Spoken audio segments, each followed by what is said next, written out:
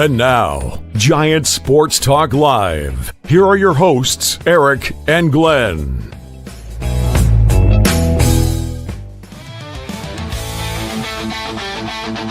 We're talking Giants every day.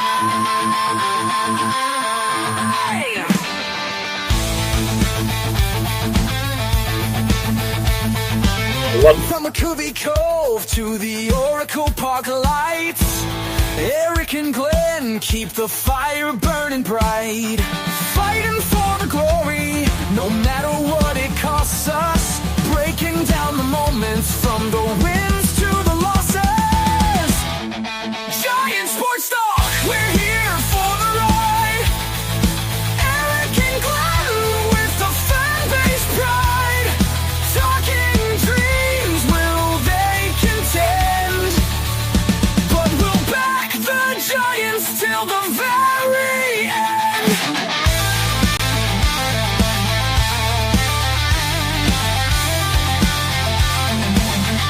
Let's go, Giants! Yes, yes,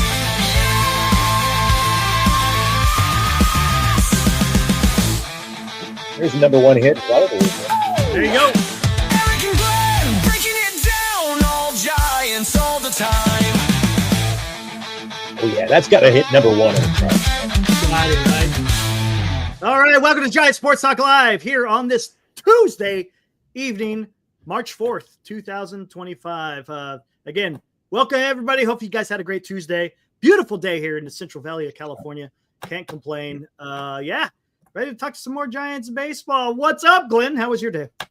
Hey, not too bad, my friend. The circus rolled through town. It's all gone. I'm just relaxed. I'm ready to talk about I'm ready to talk. It's almost like the media. They follow our show because it becomes a topic of conversation, doesn't it? Let's talk. Let's continue our talk on Patrick Bailey, shall we? That they've seemed to picked up on it and run with it. Gotcha. No, it's not so much about Bailey as it's much about what he has to say about these three young pitchers who are going to be vying for that fifth spot. We've already had our discussions about what we think of, maybe it should be the last two spots, but hey, it is what it is. What's up, Mario? Thank you, sir. Appreciate that. Well, he's pretty young to be coming in with all these, what I'll call it. He's catching the staff. So he caught the staff last year. He caught all the pitchers last year. He's going to catch them again this year. So let's hear what he has to say. I mean, right? He's a catcher. Right. He's going to have his takes on what he thinks about these guys. Well, you know how I feel. Good catchers, no Johnny Bench. I hear. And look, I'm not going down that road. I just want to hear what he has to say. Oh, you don't have to go down that road. I'll go down that road. But let's get into the article right off the top of the show, Eric. All right, here we go. How Bailey sees Giants young starters taking the next step again. Pavlovic, guys. Yeah, he put this out earlier. As a matter of fact, it was yesterday. I didn't hit it yesterday because I was getting into what Susan Slusser had to say. And Glenn, a little bit later, if you want to talk about what she had to say about the pursuance of Corbin Burns in the offseason. Ooh, yeah, it was a little weird.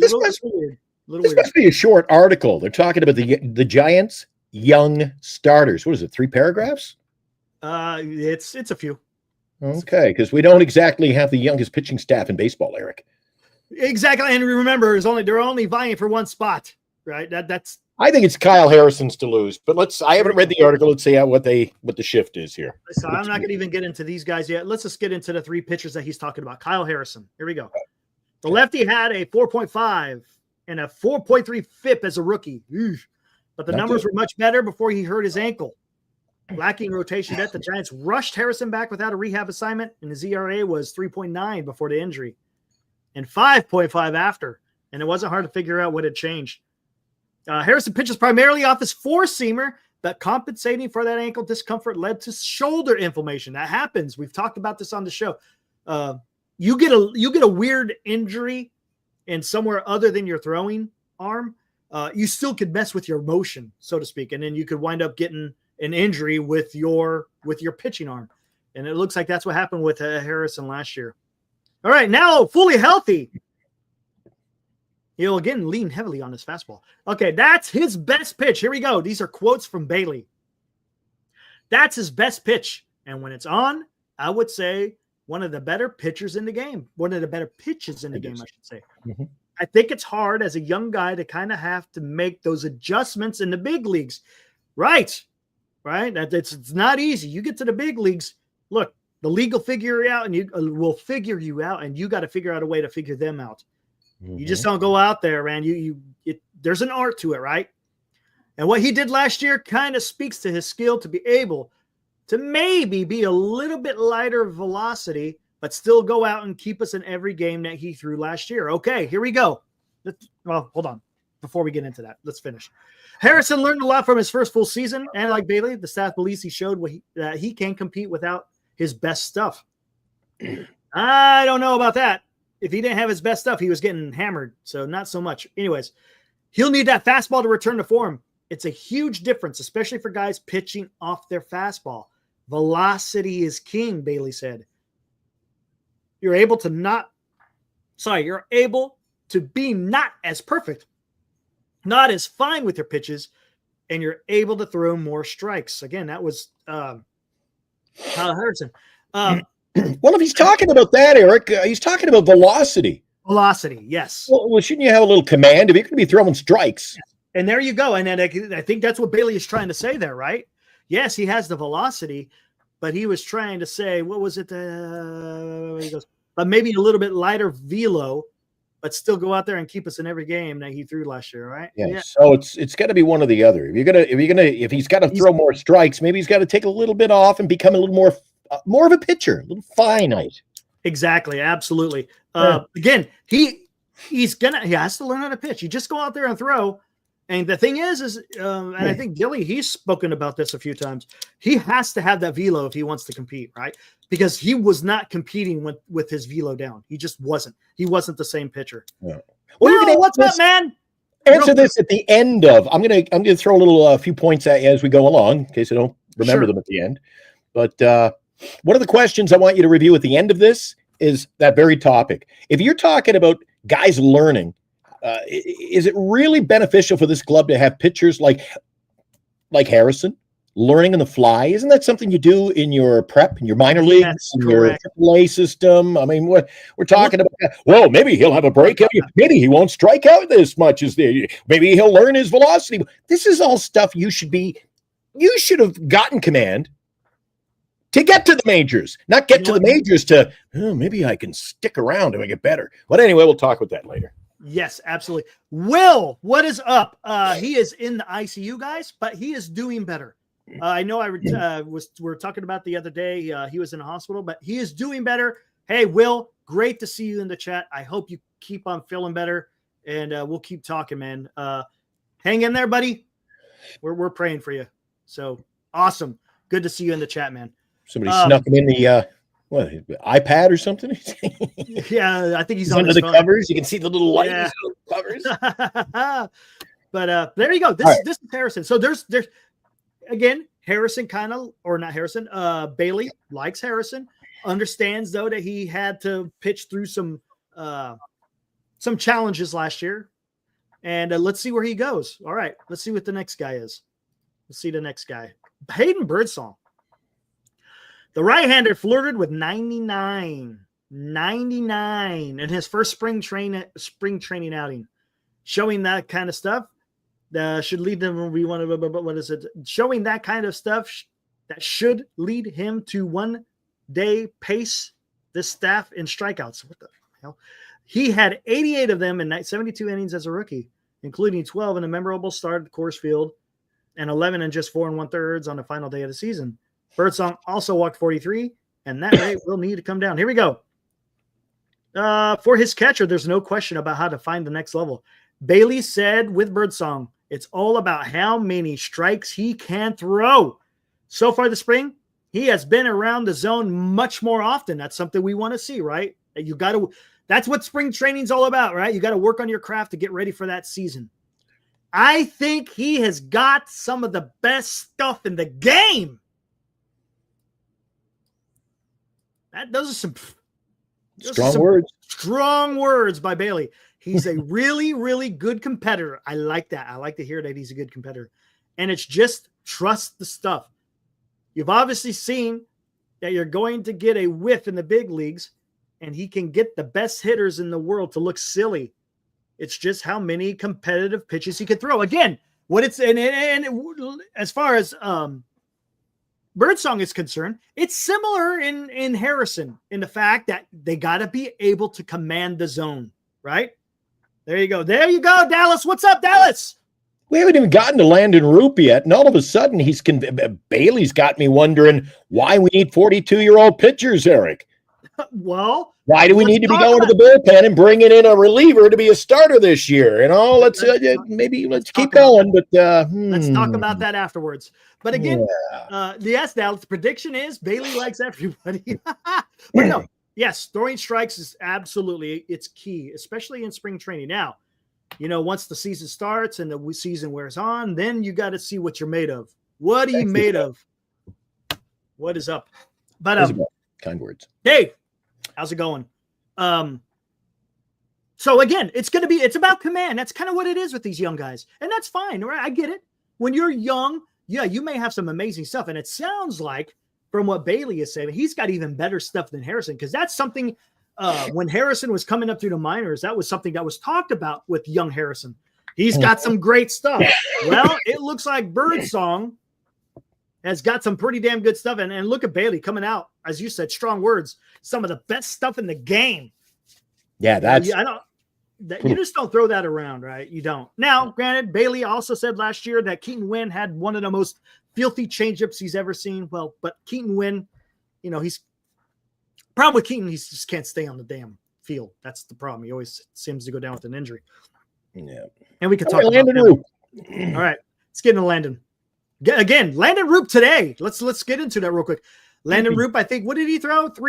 Just over three innings, and I think he had 3 or 4 strikeouts, something like that, right?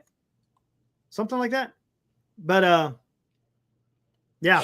He had 3 Ks and 3 1/3. There you go, 3 1/3. There you go, man. That's all you can ask for. And the kid's doing what you're asking him to do. And again, Glenn, we're going to talk about this later as far as where do we think he should be. All right, in 5 innings. Okay, let's see. This time around, Roupp is pushing for a rotation spot, but it's an uphill climb. How many starters are we going to have? 8, 9? This is the issue. We're gonna get into this in part because of how effective he was out of the bullpen last year. He threw just 76 2/3 innings in 2024, and if the Giants committed to him starting, they would at some point have to move him to the bullpen to manage his innings. See, I hate that. The likelier path is that Roupp again begins the season as a reliever and gets stretched out when the Giants need him to start.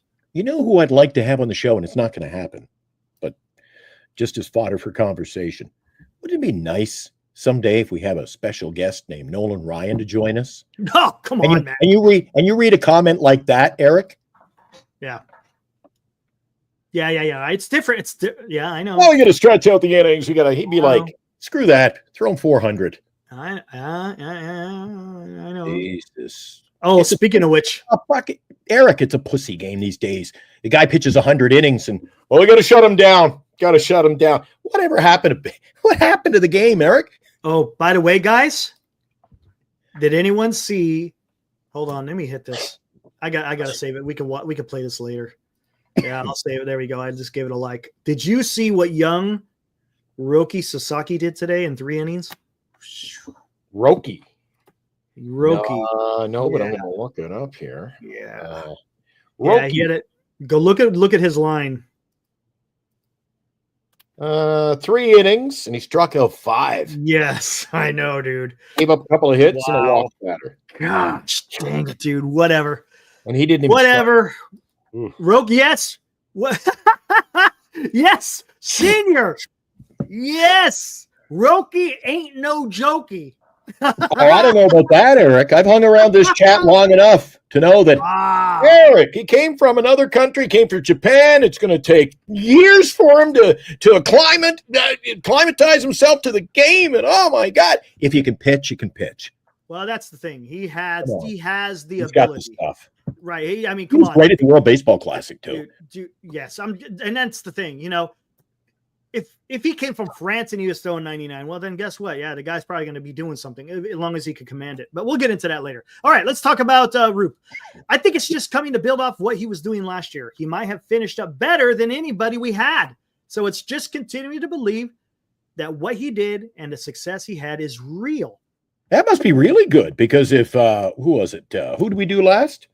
Birdsong. If Birdsong was Birdsong finished one of the best in the game at the end of the season. Well, Jesus, it's getting better, Eric. Yeah, I know. I'm starting to. I hear you. His stuff is nasty. His stuff is really good. It's just how many strikes can we get? Again, count leverage. And again, that's what it is with these young guys. Roupp has one of the better curveballs in the game, 44% of the time. But he'll have to be more varied arsenal. Bailey said the changeup, which held the hitters to a 1.11 average in a small sample last year, has been a revelation early in camp. That changeup has been awesome. You know what? I like to hear that, and I'll tell you why. Because when I was over on Marty Lurie's show, guys, Glenn Kuiper said that. He was talking specifically about that changeup, and he says it was nasty. And it's taking Roupp to that next level because he's got to have 3 pitches. If you're a starting pitcher, you've got to have at least, right? At least three pitches. What do we got? Mike Valley's got a question for us. Here, let's real quick. We'll see what he says. Glenn and Eric, Giant Sports Talk Live. You've got to give me your thoughts on the Matos maniacs out there. 24-inch pythons. Yeah, I guess the kid's getting.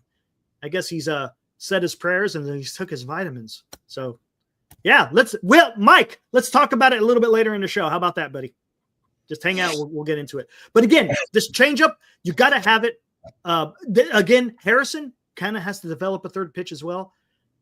Same thing with Birdsong, but I think Birdsong already developed the changeup. So again, we're good to go. So Eric, I think no one could have summed it up any better than Turd Ferguson. Bailey's talking about Harrison, Birdsong, Roupp like they're Maddox. Oh, come on. Come on. Let's back the truck up a little bit, guys.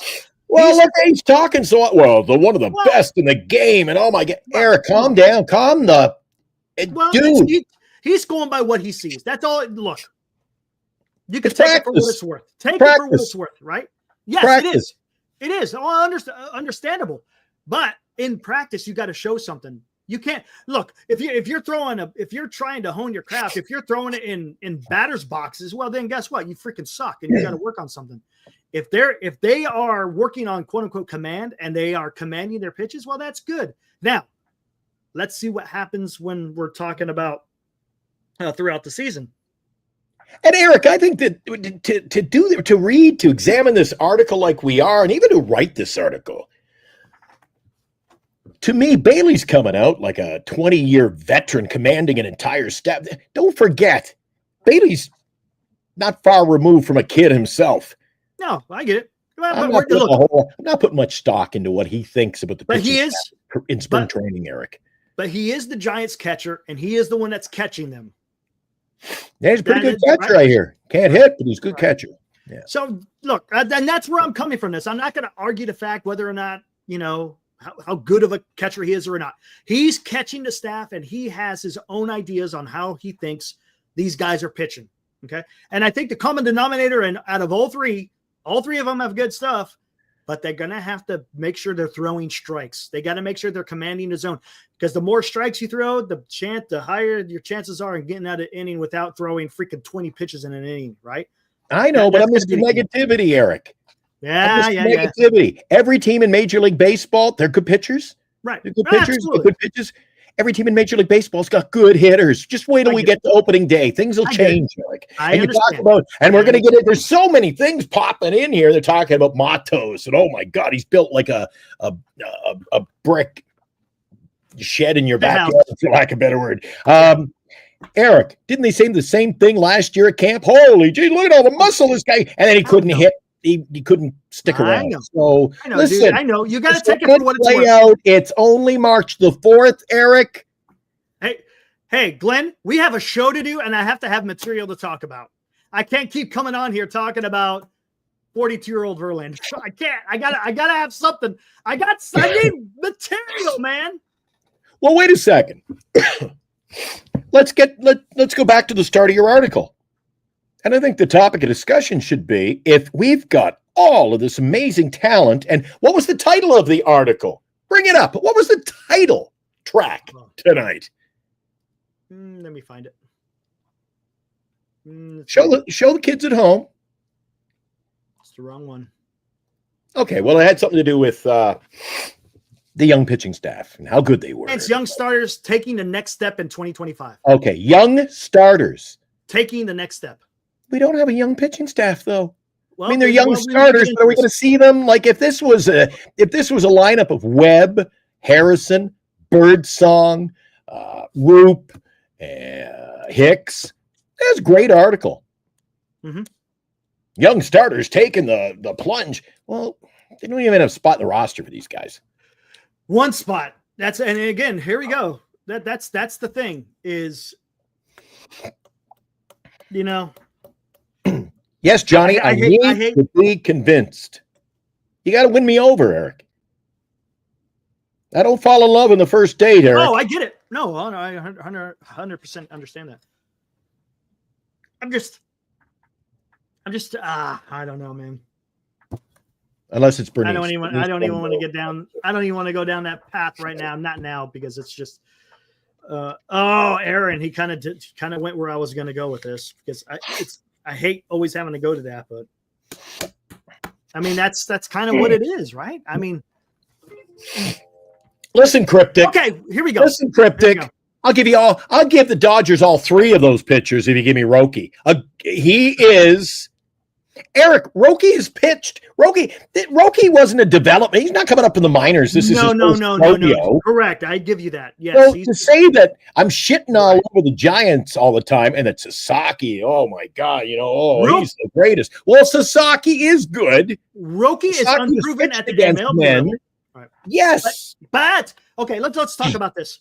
Roki is unproven at the MLB level, but he has been pitching professionally for quite a long time. He pitched in one of the biggest stages in the WBC, and he did pretty damn good. So yes, he does have some more experience than Roupp and Harrison and Birdsong. So I'll give. See, I don't like that. I don't like that train of thought, Eric. You could twist that into a narrative. All right, Eric. Adames. Everybody's pretty excited about Adames coming to the Giants, right? So you didn't want me to twist it and say, well, Eric, he's unproven at Oracle Park. I knew you were going to go there. Right? Right. Or every rookie in Major League Baseball, there are going to be some good rookies, Eric. There's going to be a rookie of the year. Is he going to be like the best of the worst? Because they're all unproven, Eric. They're all unproven. None of them are any good because they're all unproven. That is a false narrative to say that, well, if a guy's unproven, he's no good. Roki Sasaki. Don't listen. That's what separates, Eric, you and I from a lot of other people. We can identify the talent. You and I know what we're talking about, right? Right.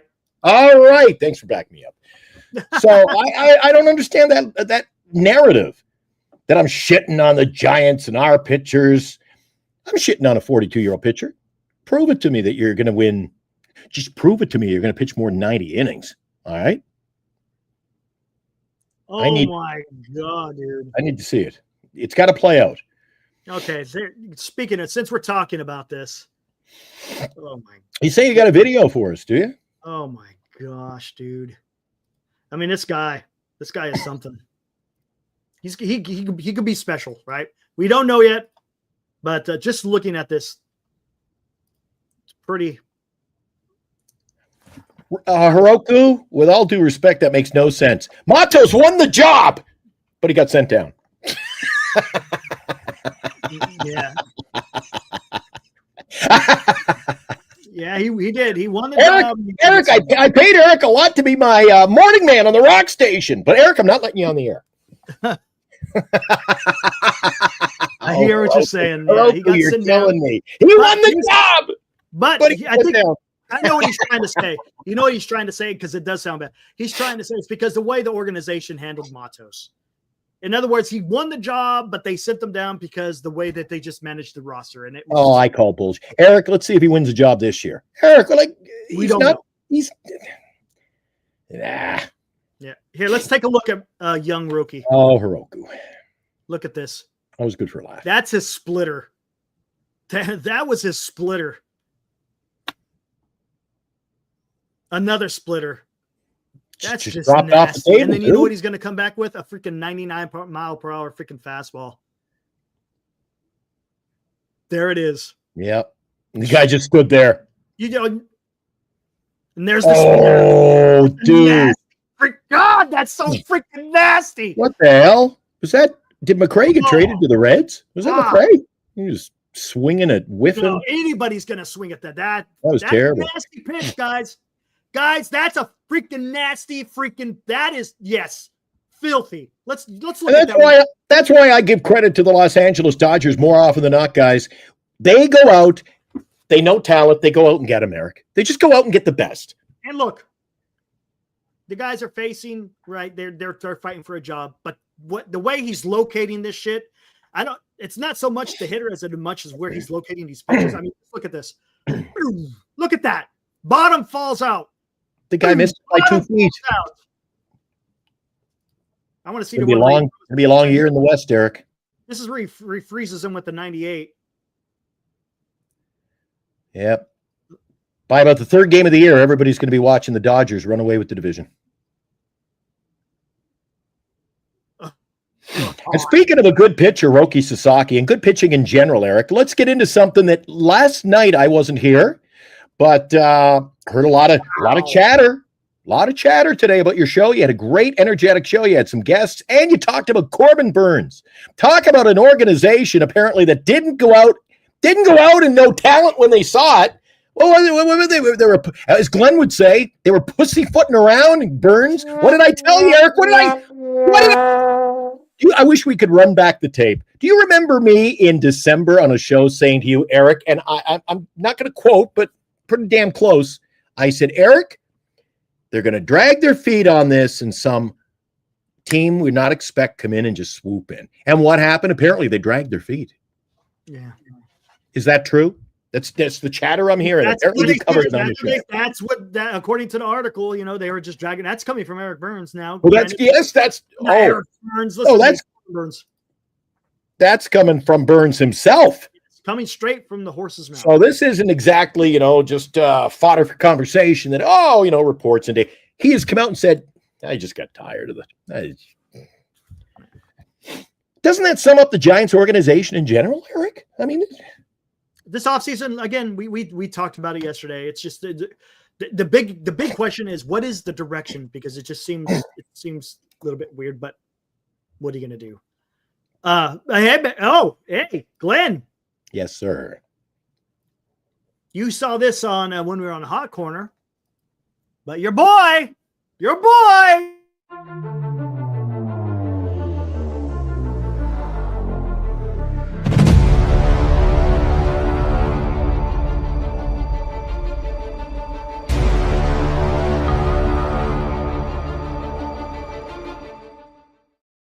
Encarnación,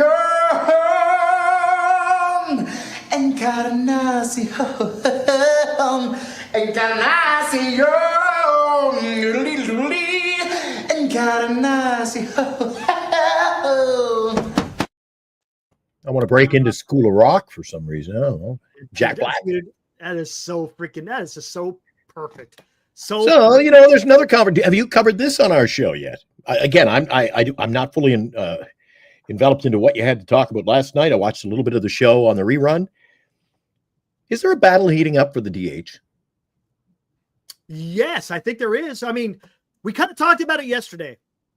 You got two guys, and we talked to you even on Hot Corner, right? Mm-hmm. Will there be a competition between Flores and Encarnacion? Because they both got similar bats. They both have defensive liabilities, right? Encarnacion can run a little bit better, right? Did you see Wilmer play on the weekend? The guy's a machine out there picking them, Eric. That guy. See that again. I'm not going to say that Wilmer is fleet of foot or the greatest defensive player, but sometimes Giants fans, Eric, and you and I are guilty of it. I will not say we're not. But once a narrative develops, Somebody writes an article and says, Wilmer Flores is the worst defensive player in baseball. All of a sudden, everybody, except me and little Wilmer Flores, are saying, oh, worst player. Or we often see that too. Look at other media creators in the Bay Area, Eric. They throw out a name. Well, he's a local boy. We should be signing him. And then all of America is saying, they should be signing him. He's a local kid. Like, what the hell is it about? Once a narrative is set, everybody jumps on board. You don't have to jump on board. Have a thought of your own. Yeah. But I think my thought on the situation is, Eric, while there may be, when you are a team that doesn't win 500 the previous season, there should be every position up for grabs there. I agree, right? Hey, let's get the best guys we can have out there. There's nothing wrong with healthy competition, right, Glenn? If maybe that's what they told him. Hey, Flores, Encarnacion, you guys are battling it. So let's see, guys, bring it, right? That's what you need to do. All that does. Yeah. Go ahead. No, go ahead. All that does is when you got that competition, you're getting, not only are you going to get the best out of the player, you're doing what's best for the team. Because if they're doing good, then it's going to be good for the team. That's what it's going to be about. Yeah. But I also have the feeling too, Eric, and I could be wrong, that you're going to see the San Francisco Giants this year, and I hate to use this word, but it's being thrown around already at camp. Melvin is throwing around the word platoon. So I think what you're going to end up seeing is, because of the platoon situation, you're going to see a revolving door in the I'm having chest pain. Nope. Just saying, Eric. If people are going to, one day it could be Flores, Encarnacion, Matos. Let's say they spell Ramos. And you throw Encarnacion in left field for 2 games. Yeah, why not? Whatever. Yeah. Right, there's nothing wrong with that. Ramos, he can, dude, let him swing the bat 4 times. It's a day off. Yeah, why not? I think it could be a revolving door. Yeah, could be. In a lot of positions, but especially DH. But I'm wondering, again, let's just see how it unfolds, Eric. Correct. But a lot of people are in on the narrative that, oh, you know what? We'll admit Lamont Wade Jr. can't do much of anything, but he gets on base. Well, if he don't get on base, how long is that going to last, Eric? Because I didn't think he was very good last year. Well, because it's all about availability. That's what it is with Wade. Yeah. Lamont Wade Jr. on any other team in baseball, Eric, I think is a bottom third of the lineup guy. I think he's bottom third. And here we always got him a first, second in the lineup. Well, we had a good discussion talking about where young Jung-Hoo Lee should be batting in the lineup. Should he be batting third, or what people are talking about, or should he be leading off? Yeah, it was a fun discussion because, a lot of people are saying maybe have Wade lead off. And I brought up the question, well, if you got Wade leading off, more times than not, he's taking a walk. And now you're starting off the game with him at first base. And how many times is he going to have to go first to third, Glenn? Especially on those legs that he has. Oh, I was just going to say, you talk about Wilmer's got no speed. What are we talking about here at first base in general, Eric? Right. That's what I'm So trying why not get a guy on? And he may not have. Listen, we did not get a fair assessment, in my opinion, of Jung-Hoo Lee last year. Maybe Jung-Hoo Lee goes out and steals you 30 bags, Eric. We didn't even see him get going last year. Yeah, that's true. But He's not slow. He's not running with a bank safe on his back or anything. The guy, he can move. We've seen him fly. Here's the thing with Jung-Hoo Lee, he's not going to strike out. He's got I think his strikeout rate's like 14%. So he's putting the ball in play. So he's either going to be starting off maybe with a double, or he's going to be on base. And guess what? I'd rather have him going first to third than Lamont Wade. That was my argument. But anyways, arguably, I think Lamont Wade is the most expendable player in this team right now. The number one most expendable team. Canada circle back on the pitching. We are talking about Keaton Wynn and Tristan Beck. We talked a little bit about it last night too, with the panel. I think they're going to start off in Sacramento. There's no room. Remember, these guys were kind of talked about. Hey, that's what I'm saying about the article on the rotation. Now they're totally out of the talk of the rotation. Yeah. Right now, I mean, cemented is 4 spots. It's Webb, Ray, Verlander, Hicks. Those are your four. That's why I'm saying that to come in hot tonight with that article and talk about young pitching.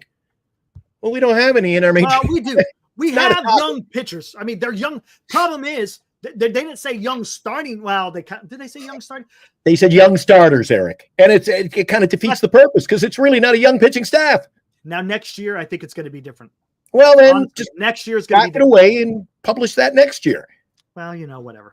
I don't know. They're trying to find stuff to talk about just as much as freaking we are right now, right? That's kind of what it is. And he's just talking about the guys who may have a leg up. Look, because next year, how many spots are going to be open up next year? Verlander, probably. Again, we don't know about Hicks. Hicks is a question mark. Verlander's probably gone next year. For all intents and purposes, he's probably going to be gone next year. So then you're going to have. They're coming in hot on me, Eric. What are your honest to goodness thoughts on Lamont Wade Jr.? All-star player, good. Oh, he's not an all-star. I think he's average, man. And everybody in their puppy dog coming in tonight saying I'm crazy, I'm high. If he could play a full season, he'll be good. That's the issue. Okay, we'll see. I say he's the worst. He's going to be he's a detriment. He's a detriment to the team, Eric. What is his detriment? What do you think his detriment is? If he doesn't get, you talk about, he can get on base with a walk. Let's say his walk totals are down this year. What the hell does he bring you, Eric? Well, I don't think his walk totals. This is who he is. He's late night. He's calling late night Lamont. Yes. Now he's calling late night Lamont because by the 8th inning, he's asleep in the dugout, man. What is the problem, though? The problem isn't his skill. It's not his approach at the plate. His issue is he cannot play. He gets injured, and when you're injured, you're not contributing. That is the problem. If he has a fully healthy season, he's gonna be a good player. But you can't take away that the guy has spaghetti for legs. He just does. I think he's Colorado Rocky material. And it's not because of his skill, though. And I'm not saying that gives us much depth at first with Wilmer there either. This is a team that didn't go out. They should have got a first baseman, and I'm sick and I'm sorry, but wait till next year. Eldridge is on the way. Wait till next year, dude. I don't know. I don't think any business or an organization should say, let's just suck at first base this year. Throw out what we got. It'll get better next year. Well, then I don't want to buy tickets this year. I'll wait and buy my tickets the next year. Hey, don't worry. Vlad's going to be at first base next year, right? Oh, come on. We're not going now. When video? No, it's not. I had to. There is going to be no Vlad videos next year. Well, first off, you know what?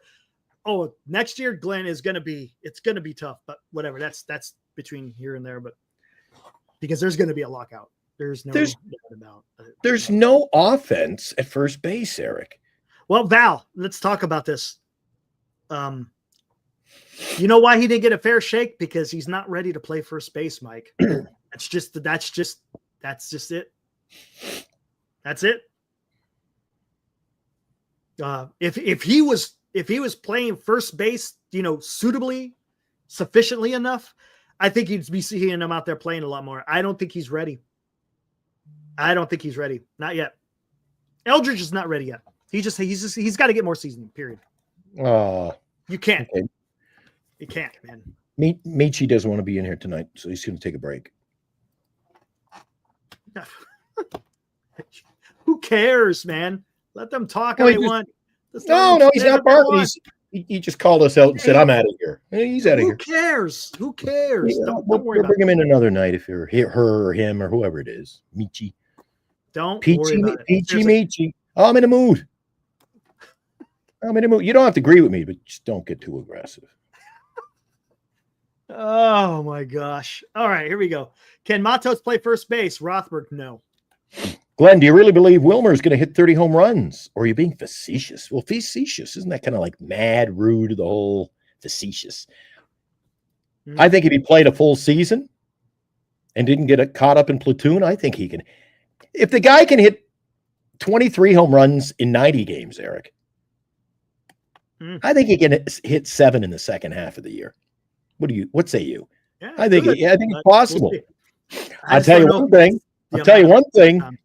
We will, at the end of the year, let's examine his all-around hitting. I think he's a doubles freaking machine, Eric. You think he's a doubles? I think Encarnacion could be a doubles machine. I don't I think think Flores legs. Wilmer has more doubles than Encarnacion. Bets on. You think so? No, absolutely. No. I go the other way around on that one.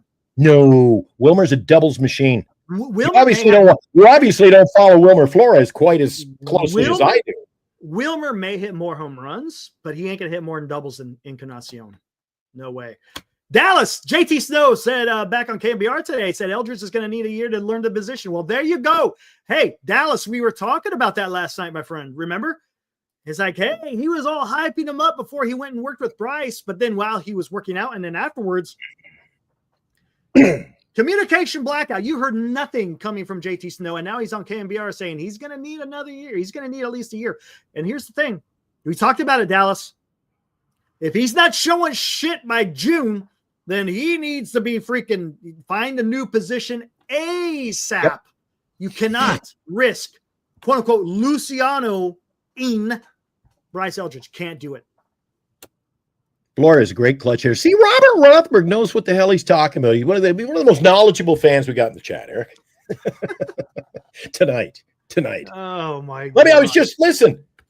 I was just checking in with Wilmer. Oh, yeah. Doubles machine. He said, yep. Glenn, you're right as usual. Doubles machine. So expect big things. Son of a bitch. Oh, man. Tell me this, Eric. Am I wrong? We seem to get the every time I'm on the show, I take a night off. I come back. It's like I'm stirring up a hornet's nest. Do you not think that we've got I'll call it out. I think we've got the weakest first base in Major League Baseball.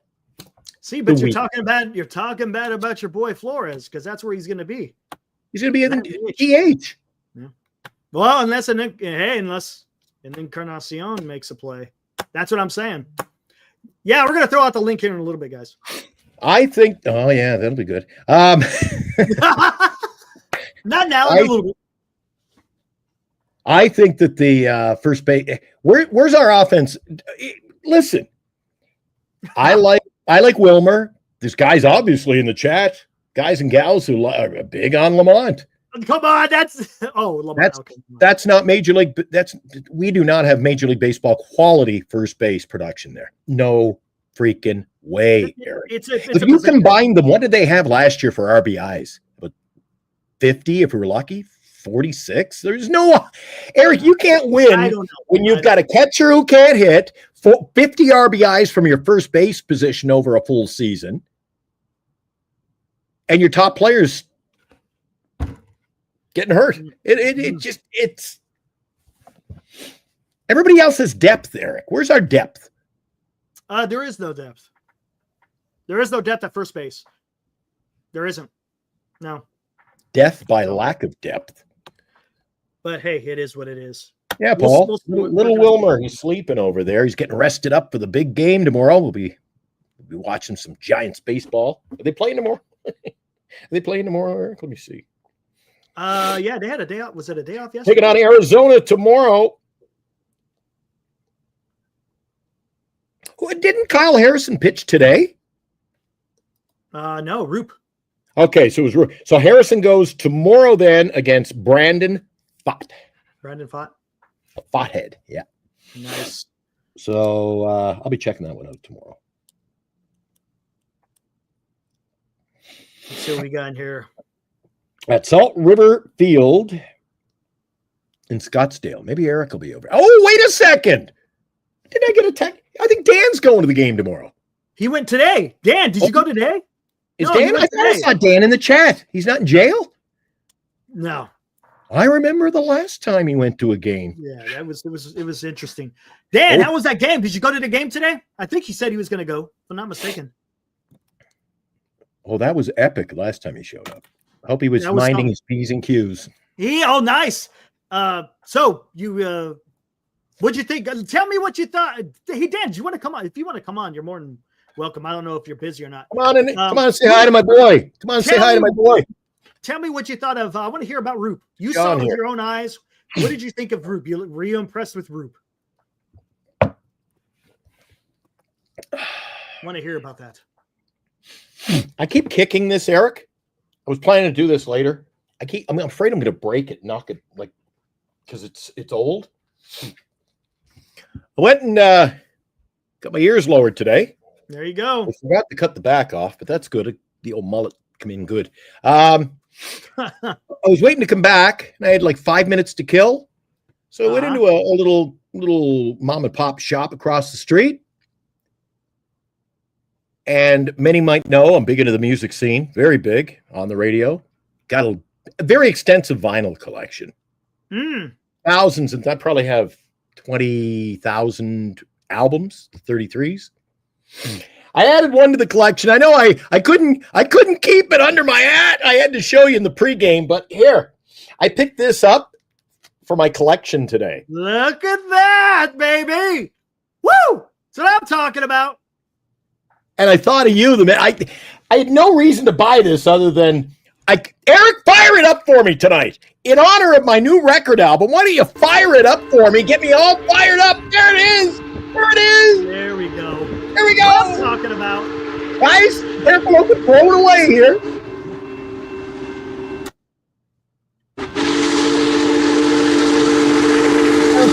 Sounds like a new album.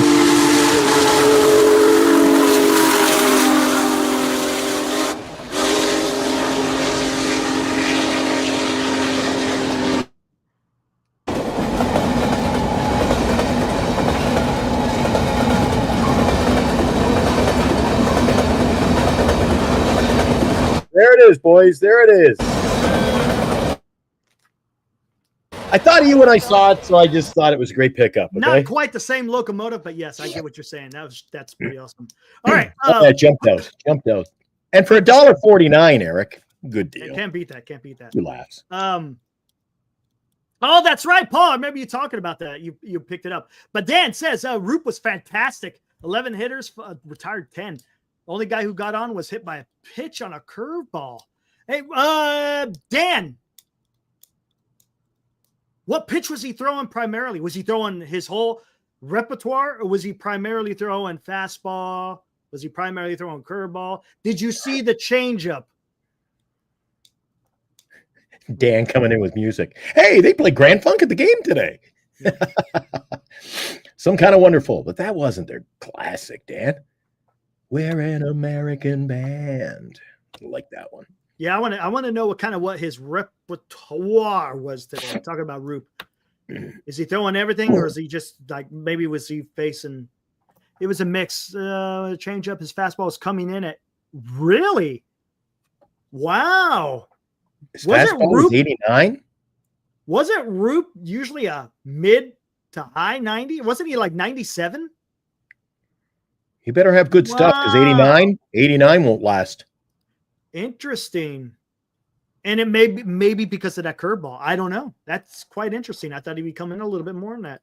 I mean, maybe he's trying to locate, so he's not putting as much behind it. It could be. That could be what it is. Instead of quote unquote being a thrower, Glenn, maybe he's just out there trying to locate. And I'm fine with that. Eric, it's practice. It's practice, exactly. I'll not get caught up in who's doing what. You just got to see what the guys are working on. That's the key. Period. Yeah, especially your young players. They're fighting for a job here, some of them. It's exactly what they're doing. 100%. They're trying to bring their best. But, and then you've got guys who are out there, like, I'm sure, Eric, you'll get games where Webb could stink it up. Webb has in preseasons gone by. Arguably one of the worst pitchers in the Giants, because he can work on tweaking things, Eric. The thing about, you get a couple of innings, and as we ramp it up now, you'll get 2, 3, 4, maybe 5 before the start of the season, Eric. Pitchers go out there, especially a veteran guy like Webb. He's not going out there worried about whether he gives up 8 hits or 8 runs. It's working on finesse, working on something new, an arm angle, a new pitch, working on the off speed. It doesn't matter, Eric. Doesn't matter. Doesn't matter, Eric. Would you say that the curveball and changeup threw hitters for a Roupp? There you go, Abraham, coming in tonight. Man, I love it. There you go. I love it. But yeah, granted, it's practice, and all they're trying to do is get ready for the regular season. Again, I don't put. Talk about strong words earlier, Eric. How about Dan? This is going to sound crazy, but I see a little bit of Greg Maddux. Wow. What? Dan? Really? Greg Maddux? Holy shit. Dan putting his scouting skill on the chopping block. Dude, wow. Yeah, you ain't messing. Dan. Holy shit, dude. Jesus. Marcus is coming in. Looks like he's fresh off a night at the gym or something. Yeah, Look at this guy. He's ready to go. Hey, Marcus, haven't seen you for a while. Hello. Yeah, it's been a while. I went to New York. How was the East Coast? Came back. The weather sucks, but it's fun. So, yeah. What were you doing over there? Work? Mostly just traveling for fun, but I was, working while I was there. So, good for you. Nothing too crazy. Hey, we also got another guy, brand new guy. I've seen him in the chat. What's up, Mike? Hey, Eric, how's it going? It's Glenn, going, man. good to see you. Abraham, No, to that's meet you. Marcus. Greet That's you. Marcus is in. Marcus. Oh, Marcus. Sorry, I'm on the phone. Hey, no worries. Yeah, go ahead. Just wanted to say hello, and Right I'll on. jump in whenever you guys will have me. All right. Okay, I tell you what. I'm gonna get to Marcus first here. Marcus, you're coming in. What do you got to say? We haven't really talked since spring training kind of Right. started. Let's see what you got to say. Wow. Been a minute. The starting pitching depth looks great. I mean, there's a lot of doom and gloom happening right now in the channel, mostly from Glenn, as usual. But no, that if you watch, I mean, I'm watching all the games because I'm just working from my desk and I get the chance to watch the games. Fair. And they look good, man. Like they are pitching really well, and they look crisp. It's not just like it's not just that they're fooling these amateur players that are not going to make the big league roster. They look good. They look good. They look clean. They look healthy. The question is more like, are they going to stay healthy? Are they going to be able to continue to adjust over the course of the season? These are the big questions that we have here. Right. And the people are just the people that are still Lamont Wade Jr. doubters. Man, he watches at bats, man. Just watch. He is so smart at the plate. He is. It's his legs. He has no lower. That's the only issue. I have no issue with this. Yeah, you're not at all. It's Eric, all your contentions with Lamont are valid, but Glenn, come on, man. Like you're saying that he's not a big league quality first baseman. The guy has an 891 OPS in the spring, man. Like he's getting on base. He's an on base machine. He's getting on base. He's getting on base in the spring. Dude, it's this period of time where we're seeing all these big league pitchers coming out and striking out people left and right, putting down batters like it's nobody's business. And Lamont Wade Jr. just has a perfect eye for the strike zone. Okay, Marcus. Perfect. I'm going to interject, and I'm not going to argue with you. There are people who like him. And I said to Eric, I call it depth. Marcus, this is his 7th major league season. Mm-hmm. So what? He's never had more than 56 RBIs, 56, 26, 34. RBIs. So are you telling me to be competitive, you can win with a 34 RBI first baseman? RBIs are a function of like who's hitting in front of you. In front of you, right. It doesn't like if you could be the best hitter in the world and nobody would be on base in front of you, and you'll not get any RBIs. It doesn't. So you're saying he's really good, but the rest of the team sucks, so they can't get on base. No, but like look at Luis Ariz, for example. He's also a machine at putting the bat to the ball, right?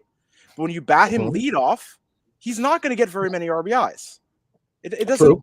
So it's not a matter of if your team is good necessarily, or there's a lot of variables here at play where RBIs are sort of out of a player's hands. those aren't the stats that I'm interested in. The stats that I'm interested in, of course, are, your OPS with runners in scoring position, your OPS overall. Like these are other stats that kind of tell me more about like what's going on with the player and how good they are, and where you want them in your lineup. It RBIs is like, it's just a total nonsense stat. Here's a question I'm gonna ask you. Where would you want him batting in a lineup, Marcus? Wade? Yeah. Definitely leadoff. I mean, look, I understand the holdup where he's not going to be able to swipe bags, but you get a pretty big advantage when a guy is getting on base as much as he is, just getting to first base. He's a tough at bat. He forces a lot of pitches. True. He puts a lot of pressure on the pitchers. So it's good to have that guy getting as many at bats as possible, because he's also eating as many pitches as possible, and he's wearing down the pitchers, and that's valuable. The time, yeah, he's very valuable in a way that's difficult for people that look at basic stat lines to really comprehend. Okay, now let me ask you this question. This has absolutely nothing to do with stealing a bag. It just has to do with running the base pads and having some speed. Sure. How many? If he's leading off with a single, how many times do you think he's going to have to go first to third? Probably often, right? If you're leading off. Right? You see where I'm going? That's my issue, right? The running is definitely a problem. But still, despite that, his production as a leadoff guy is among the top, 15 first basemen in the league. But his production is just getting on base. But that's really good. Like, getting on base is really good. How do you score? Like how do you score runs without getting people on base? Not going to be good when he's doubled up at second. I don't think he's good, but I will completely argue with he's not. Eric, what do you think? I don't think he's a leadoff man. I don't think he's a leadoff guy. Here's the thing. His bat skills are incredible. He has an eye, right? And he has pop in his bat. So I'm all good. The problem I have with him, and the only issue that I have with Lamont Wade Jr. is his lower half. His legs just give out. I don't know what it is. I don't know if it's a chronic thing, because he's had leg issues. Gosh, I don't know. Every year in a row since 2022, he's had a leg issue. His hamstrings. And that's an issue. And that's why I say, okay, utilize him in a different position. And maybe, I know he draws a lot of walks, but he also needs to get some hits. And maybe you want him, if you bat him, and this is the thing, it's hard to get RBIs, again, if that's the set you want to go with, if you're leading off, because that's where he mostly is. You don't really get a lot of RBIs. Yeah, we don't need him to drive in runs. We need him to just get on base. Get on base. And that's fine. And here's maybe you just bat him a little bit further in the lineup. That I'm just saying, it sucks, because it's his ability to be able to run the base pads once he gets, because yes, it's important to get on base, but if you can't do any damage because of your legs, well, then it kind of moots the fact that you're getting on base. You see what I'm saying? Because that's what happened last year. I think it's exaggerated. I think your concern in the binary, like, is it a problem or is it not? I think it's valid. I think it is a problem that he can't run, but I think you're overstating how bad it is that he can't run very fast. Okay. Like a lot of, if you map all the possibilities of what that bat can be, how many of them, in what percentage of them does his running speed matter? I think it's not actually that large of percentage. I don't think so. All right. Yeah, we'll see. I just, again, you want him to get as many at bats as possible, because he eats up the most pitches. He does, and that's reliably. Like that. These are things that are easily measurable and are true. Yes. Whereas, like, the run speed stuff, like, it's pretty difficult to map all the situations. Of course, we in math we use something called the Monte Carlo simulation in order to apply weights to certain outcomes, and I won't get into that. But it's very difficult. It's very difficult to figure out exactly how often it comes up. So part of it's just you have to go by feel, right? That's where the baseball sense comes in. Yeah. Fair. And so, like, I think I think your concern is valid. You've watched a lot of baseball. Mhm. You see the situations come up. It's a real problem. Yeah. Totally. But I also think that like the measurable stuff and the stuff we know for sure, he is very good at and he's very valuable at. And I want to see him lead off at least to start the year. And if his legs, it's still early in the season, so he's going to have a little more power in his legs. Right, he will. And as the season progresses, the lineup's dynamic. The line doesn't have to be the same 1 through 9 the whole season. If his legs are going out, you can move him down in the order. He's still going to be that tough at bat. But while his legs are healthy, I want to give him, the respect he deserves in the slot that he's best in. All right, Mike. Let me ask you, what say you about Lamont Wade? Do you like him at the leadoff? Do you not like him at leadoff? What do you like him or don't you like him? And where should he bat in the lineup? Okay. I'm gonna preface this by saying that I'm not gonna like point out one thing as the best topic, but I've agreed with everything you guys have said about the guy. So starting with that, Lamont Wade and his legs, he did go and learn how to squat 500 pounds this year. So I know his legs are stronger than they've ever been. Okay. That's a pretty big club to join. He's also in a Interesting. contract here. True. Yes. But that tells you as far factor. as him being an RBI producer or a run scorer, that's the angle Eric and Glenn might be looking at. They're not seeing the RBI production, or well, it's not what I'm seeing. The RBI production or the runs. So first to third on an Adames double doesn't do us anything, Mm. and that leaves Jung Hoo or whatnot.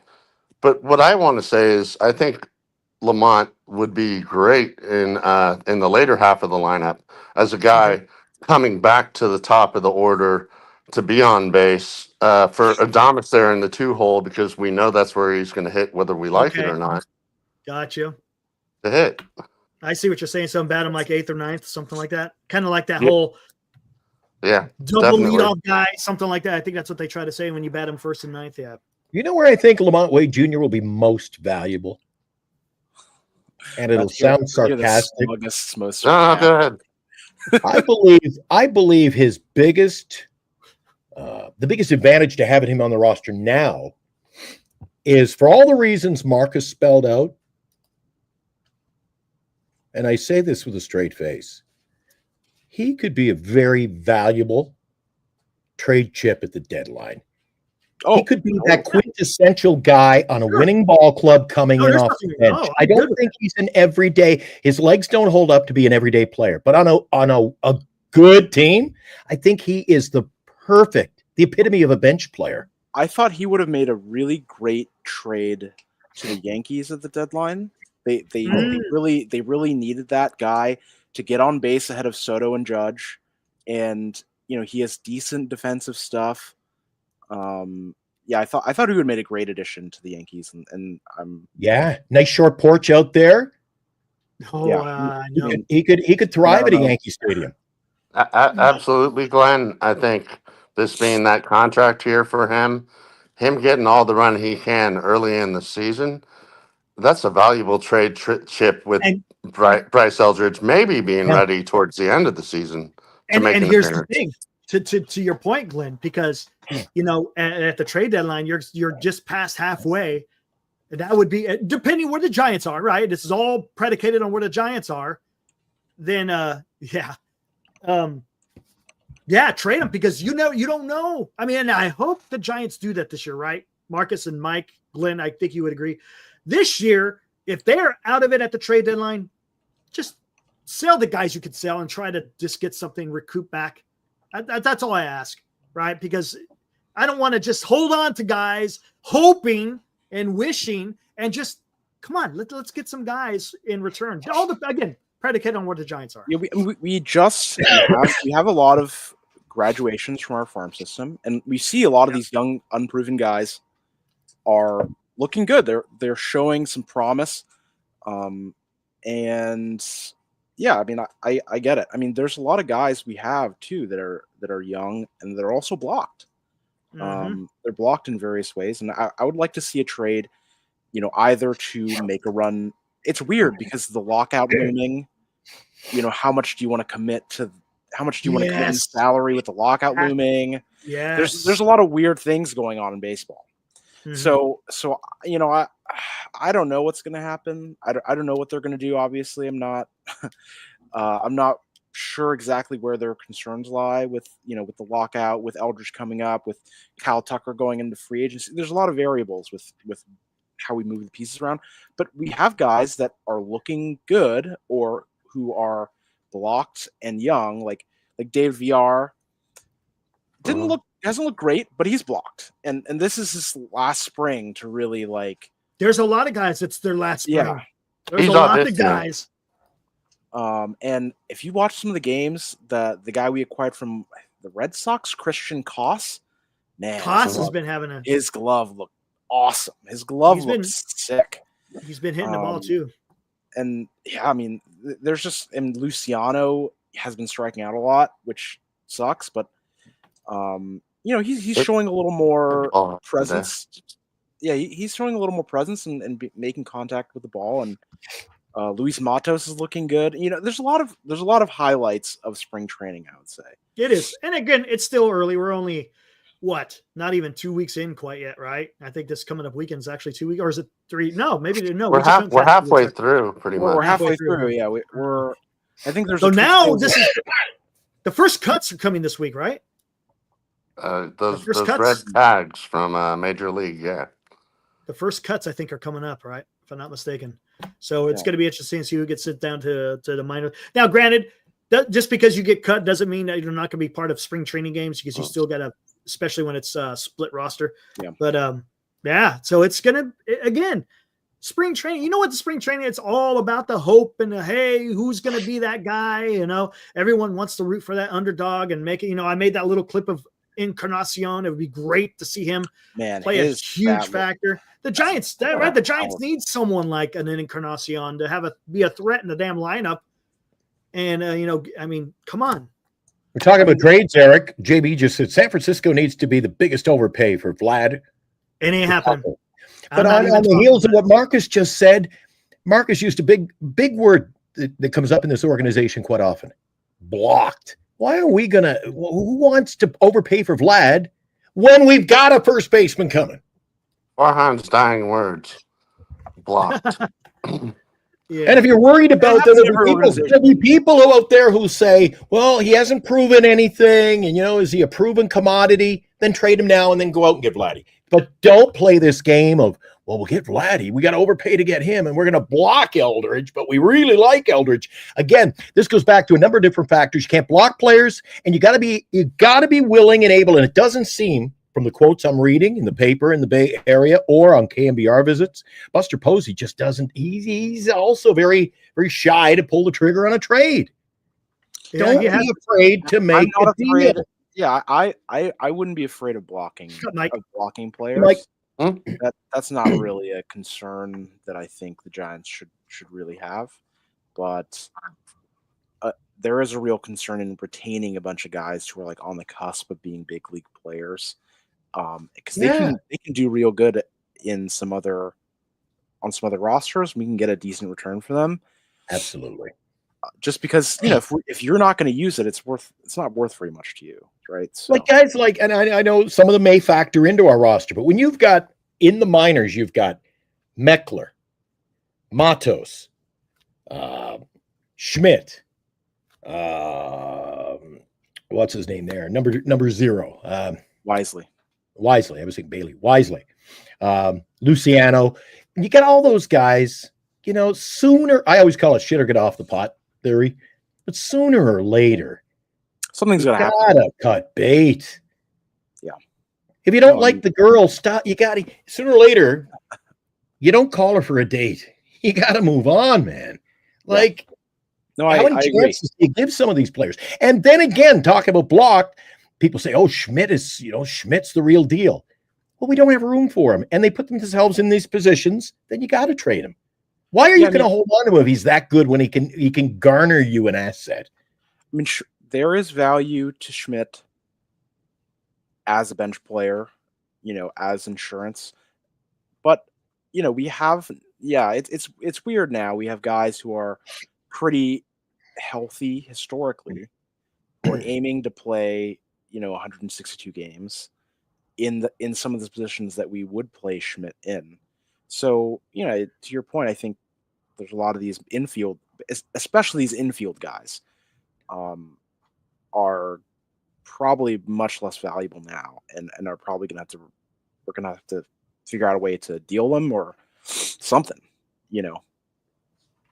But All right, Val, we haven't Yeah, talked to Mike Val over there for a minute. Oh, Marcus, go ahead. Go ahead, I Glenn. was just going to ask Mike just to before Eric comes back here. We're about 3 weeks out. The season will be starting. I can't wait. Right. Yeah, no, What do you- I'm looking What forward do you to it. project? What are you projecting this year? We were at best a 500 ball club. Are we going to be substantially better, the same, or are we going to digress? What say you, Mike? Okay, that actually ties right into the last topic, and I wanted to take a step back from that, from looking at the players, because I watch spring training. I just watch. I see how the guys are doing, and that's pretty much it. But I was looking at Bob Melvin's record today, and I was thinking he wasn't a good coach, but I saw he had about 5 or 7 even 90-win seasons along the way. So along the way, he's had some real success, and my dad likes him a lot. So the last couple years have been rough with us, but we've got guys that are kind of, I was hoping would turn the corner last year that might just pull it off this year. Okay. So we get a few of those involved. We can be a little bit better than 500. Okay. That's what I said. I said they're going to be Yeah. better than 5. I think we're going to be better than 500. Probably not by too much. Just purely not because the team itself got worse. Just it's all relative, and the NL got so much stronger. They did. And they did. spent. I mean, they Marcus. spent a hell of a lot more money. I mean, if you They add the did. Giants' payroll and the Orioles' payroll combined, I think it's still less than the Dodgers. Yeah, right. So And the funny thing is, hey, in our division, we're 4th. The in Dodgers, the That's Dodgers spending. could buy about Yeah, half of spending. Major League Baseball with their salary cap and back money. Yeah. They mean- literally have. Yeah, it's Literally. Like, It's really, I mean, it's really crazy that the Giants, who are the 5th richest franchise, are the 4th in spending in their In division. the that's ridiculous. It Isn't is that ridiculous? Yeah, That's- but I said to Eric on the show, and you know what? I think it bleeds truth. If you're the 4th richest team, Right. because you got it at the bank and you ain't spending it, and they sure aren't. They spend That's it, not true, and to be The fair, though, Dodgers, to be fair, they Phillies, do spend money. Yankees. I just question how and where they spend it. all the other teams ahead of us are spending a lot more money than us. A lot. Yeah.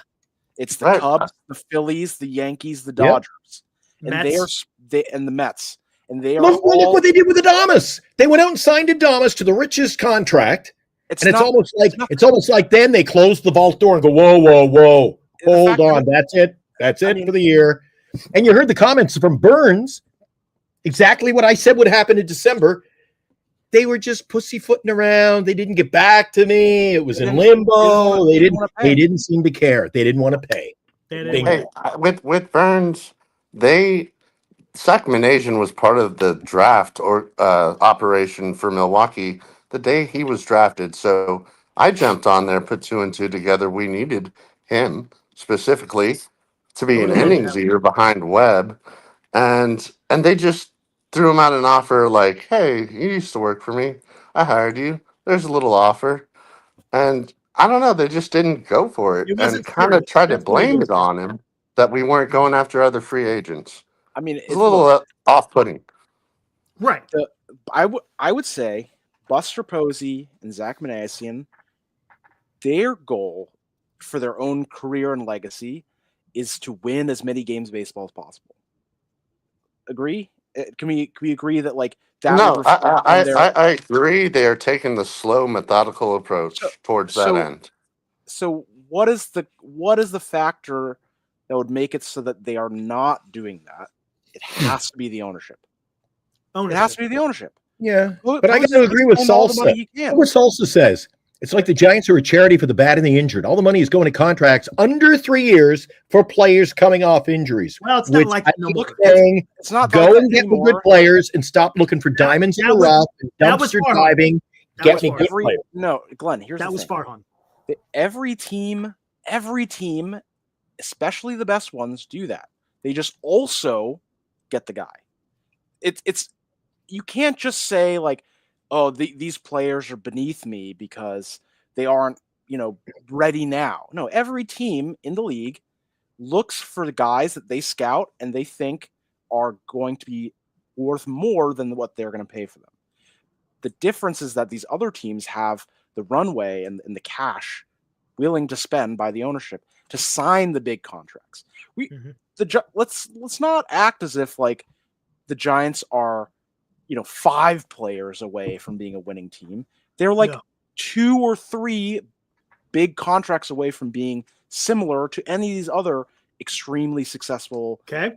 So they're going to have to get rid of the 5 that shouldn't even be there. They don't have to get rid of anything. No, that's the thing that you're missing. Like these players are you can't put all of your eggs in one basket. You need to sign a mix of proven players, some diamonds in the rough, some everyday, some reliable, consistent, and guys who your players. System. Like, so what's Jake Lamb? A diamond in the rough, quality player? What is Jake Lamb? What was Mark Canna last? They're not paying them anything. They're not paying them anything, and they don't. Oh my God! Not the pay structure again. I don't want cheap. Well, we got him cheap. That's great. He's a good player, and we got him cheap. Go get me good players, and you got to pay for good players. Glenn, you're going to the state. This is like you going to a nice steakhouse and saying, "I don't want the free bread." No, you take the free bread because it's free. It doesn't matter. You take the free bread because it's free. Jake Lamb is the free bread. He ain't gonna make the team. He's not gonna. You might not eat it. You might not eat the free bread, but you're gonna take the free bread because it's free. They give it to you. Jake but Lamb it's always stale for us. It's stale bread. It is stale. It was baked last year. You can throw it away and moldy. Get what you pay for. Exactly. It doesn't. You're not paying for anything. He doesn't cost anything to. Like Jake, you should not be complaining about Jake Lamb. Jake Lamb is if you're advertising, come to my restaurant because I'm giving you free bread. I got to question the quality of the product. I'll tell you what the problem is with Jake Lamb. Olive Garden's like one of the most popular restaurants in the world for free bread. I'll tell you what. Go to the chat and find out what they think of. Oh, there you go. Jake Lamb is a boom. Jake Lamb is good. I don't even think Jake Lamb is good. No, Here's the problem. It was perception. Because you have the San Francisco Giants who went out there and they got Willie Adames. Then you missed on Corbin Burns. Well, they should have gotten Corbin Burns, right? They wind up getting Justin Verlander, and then afterwards you get freaking Jake Lamb as your bat when everybody else wanted something. Right? It's perception more than anything else. Sure. It looks bad, especially for an organization as prestigious as the San Francisco Giants. We can't act as if like these signings. They're $40 million under the CBT. It's ridiculous. Let's not. It's ridiculous. It's ridiculous. Split hairs. That's why I'm asking you. Why are we fucking around with the Jake Lambs of the world then? Because you would do that anyway. That's not the issue. You would sign. Okay, regardless of who else you signed, you'd probably put a flyer out on Jake Lamb because he costs you nothing. He doesn't even take up a roster slot. He doesn't cost anything. The issue is what's missing. This is pretty good. This is pretty damn good. Come for the steak and stay for the bread. Oh wait, this is the Giants. We're out of steak right now. The issue is all we where's have the is bread. Yeah, you shouldn't be complaining about the free bread. You should be complaining about where's the steak. That's the problem. Yes, correct. You shouldn't It's not about settling on media. The issue is they didn't spend the money on the big free agents. The question should be, why aren't they spending the money, and not why are we getting side dishes that we're not going to eat? Oh, exactly. That's what I'm saying to you. That is exactly. Don't even bring up Jake Lamb. Jake Lamb. The words Jake Lamb should never cross your lips. That he's a non-issue. He's not a problem. Yes, but this is not the Farhan regime anymore. That is why I am shocked we're even talking about this. When are they going to start going out there, Look, shaking it up and getting me to, listen, the San Francisco Giants, I want them to win. I want them to win. So after the last few years, it's been dreadful for us, especially when you're sitting in the ballpark and it's not good. But you've got a team here. You got a team here with nice players, the Wisleys and the Schmidts, and you got Fitzgerald, who might be penciled in all the time at second base. And you got Lamont gets on base. We do not have a star-studded lineup. There's too many adequacies. Just adequacies. I mean, look, nobody. Am I wrong, Eric? Hop in. I'm not here. You're just sitting back like a moderator here. Do you that's all I'm think, doing. and what was the word you used earlier, Eric? I said, does this team have enough depth? And you're like, no. No, there's no depth. Not enough depth in the starting lineup. Yes, they have depth in pitching. They just don't have depth in the lineup. I think the issue, again, is that if we had one or two players anchoring our lineup with, the big star power, we wouldn't be talking about depth. We wouldn't be talking, like we wouldn't be talking about Jake Lamb. Like these aren't issues. It's that there's a void. There's a void where there should be something. There's a $40 million a year void. Exactly. Correct. Exactly. Absolutely. And no, we shouldn't be having this conversation. Can I talk about something that I wanted to talk about a little earlier about Wilmer Flores? Mike, you are on thin ice right now. I got my okay. Go ahead, but tread lightly. No. I'm actually in your corner. Come on in, Mike. Let's hear what you got to say in the show today. All right, let's roll with it. All right. Wilmer, he's a guy that last year played on one leg, and the Giants fans, never mind the fans, the organization didn't see that for a few months, and they let him play on it. They eventually gave him the rest of the year off, and he's come back. He's looking healthy, but before that, Wilmer was the best north-south hitter. I mean, he could read what a pitcher was thinking, and if he was thinking north-south on him, Wilmer was keyed into that. And when he was really rolling is when he was able to read east-west. Talking about in the strike zone, inside, outside, up and down. Outside. Gotcha. And it's just amazing to me what he did over the course of 22 and 23. Yeah, he was good. 23 is fantastic, man. And I'm happy to see him on the roster. Mike, his numbers were great. He had huge numbers and didn't play 100 games. Fair to say? Yeah, no, it's fair to say. That was my bit tonight. When you get a guy who plays 100 games, but he hits 23 home runs, and then people are in the chat saying, well, you don't think he could hit 30. Well, if he played 162 games, geez, he'd have 70 games to get 7 home runs. Okay, let's talk about this. Can Wilmer play, let's say, 150 games?